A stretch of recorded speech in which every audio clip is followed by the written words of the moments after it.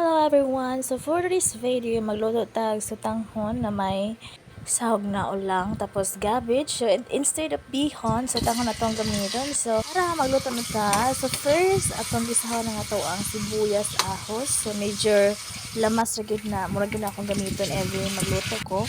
And the next isa na natulunan na nga to ang ulang. So okay lang siya para maluto or mabutang ang oil or ma-mix yung mga lamas.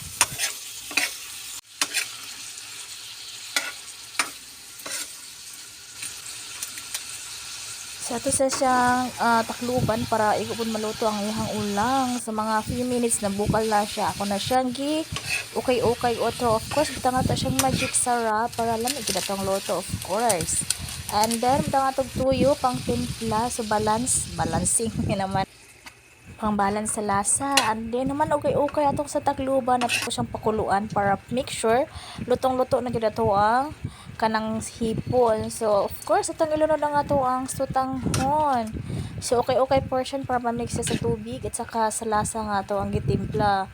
And then ato na siyang i-make sure na butangan siya kanang tubig para mabalance di siya malata. So ako rin siyang gitakluban and then pag isa ka bukal ako na siyang giluno nang ako ang pinakuluan ganinang cabbage, carrots, saka sayuti. So mix na siya gipalit ako ganina.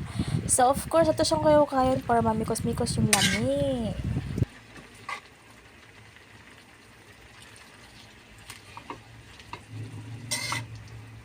So tamang halo lang. So ito na ang resulta. So murag lami na siya kaunon jud pero ako pa na siyang pahupsan for ensure mahubas-hubas og gamay ang sabaw.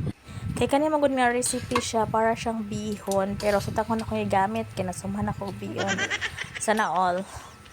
So today, so tumala ang pagsubok sa to ang ukay for sure. So ang atuang sutanghon with hipon is ready to eat na.